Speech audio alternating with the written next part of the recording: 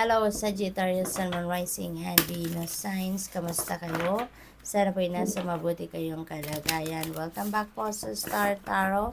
Kung bago kayo dito, welcome din kayo. Thank you sa inyong support. I truly appreciate it.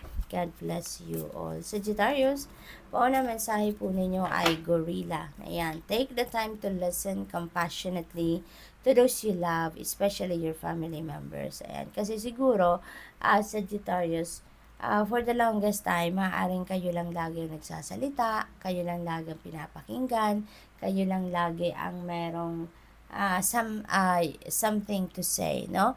Pero ngayon, maaaring meron din kayong mga mahal sa buhay na merong gustong magsalita, merong gustong magpahayag ng kanyang nararamdaman. Kaya, ito ang imbitasyon sa inyo. Pakinggan nyo naman sila. Ikaw naman ngayon ang magbigay ng panahon para makinig sa mga mahal ninyo sa buhay. So, what else? We have tortoise. You're too fragmented, so do whatever it takes to get grounded. Okay, Sagittarius? Kasi, siguro, ano kayo ngayon? Parang, wala siguro kayong time na to ground yourself. Wala kayong time na para mag-meditate. Maybe hindi na kayo nagkakaroon ng oras, panahon para makapag self-care kayo. Kaya nalilito kayo, fragmented yung isip ninyo, parang confused kayo. May mga ganong sitwasyon dito for some of you. Kaya whatever it takes, no? Sabi dito, do whatever it takes to get grounded. Magmuni-muni kayo, mag-reflection mode, mag-prayer mode kayo para ibalik muna ninyo yung balanse sa sarili niyo, Sagittarius. Napaka-importante nun. We have Pueo. Your ancestral spirit guides are offering you guidance now. So, pay close attention to signs, omens from them, no? So, pay attention sa mga signs, symbols, no? And synchronicities. Dito, omens na pinapadala sa inyo ng universe. Alam mo naman, no? Yung spirit guides ninyo, alam naman ninyo yun kung yung mga symbols na yan ay guidance para sa iyo, no? Kasi it will speak to you. It will attract your attention. Kukunin at kukunin ng mga symbols na to, ng mga omens na to, yung attention ninyo. Kaya malalaman ninyo, mararamdaman ninyo na yan ay sign para sa iyo. So, kung meron kayong mga nakikitang signs and omens, synchronicities at hindi ninyo alam kung ano ang ibig sabihin nun, Google can help you, no? I-Google niyo lang yan, tignan ninyo kung ano ang symbolism, kung ano ang meaning ng specific sign na yan na nakita ninyo, no? Kung anong spiritual meaning ng rainbow, feathers, butterflies, iba-ibang kulay ng butterfly, may iba-ibang ibig sabihin yan. Iba't ibang kulay ng ibon or iba't ibang klase ng ibon, may iba't ibang ibig sabihin yan.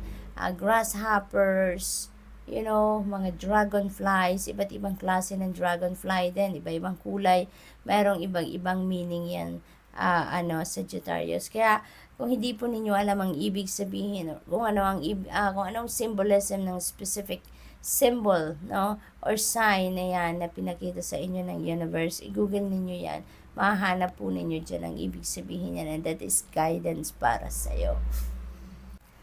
So, what else? We have Kiwi. Do a walking meditation each day for the next week. Ayan. So, to help you grounded, no?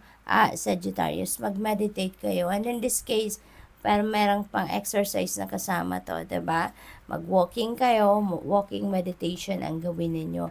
Nakakapag-exercise na kayo, mag-ground pa ninyo ang sarili ninyo. May babalik nyo pa sa sentro ang sarili ninyo. Okay?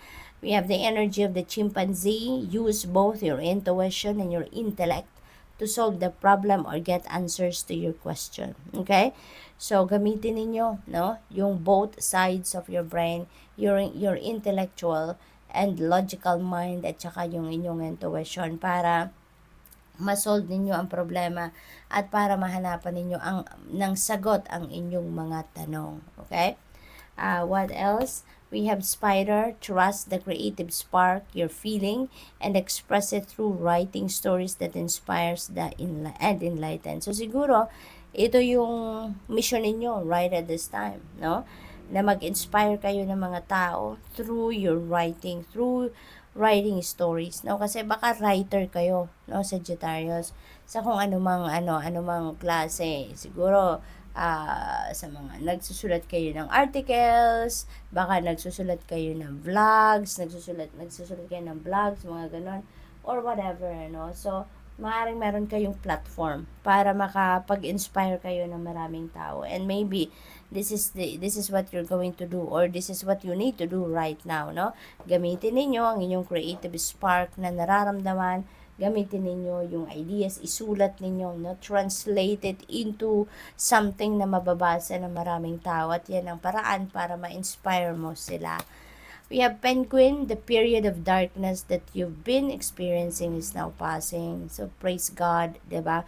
Kasi kung ano man ang dadaanan ninyong mahirap, no? Ano man difficult situation ito na pinagdadaanan ninyo, that is passing. That is, maaalis na, no? That is going to to fade away na, kaya napakaganda rin ng sitwasyon na ito, no? So masusolve mo na ang problema, mahahanapan mo na ng way out ang kung ano man ang problematic situation dito. So good luck, no? What else? We have Shark. Trust your instincts to discern the truth of the situation. So kapag grounded kayo, kapag nasa sentro kayo, mas mabilis ninyong ma-figure out kung ano yung mga ganito, no? Ganitong sitwasyon, ma-figure out nyo agad kung ano ang problema, kung ano yung heart of your situation. And with that, kapag alam ninyo kung ano talaga ang problema, ano talaga ang concern ninyo, talaga namang mabilis ninyo itong masusolusyonan. Talaga namang mabilis ninyo itong mahahanapan ng solusyon, Kaya maaring yun ang kailangan ninyong gawin sa ngayon. So, good luck. Thank you for watching Love and Light. Namaste.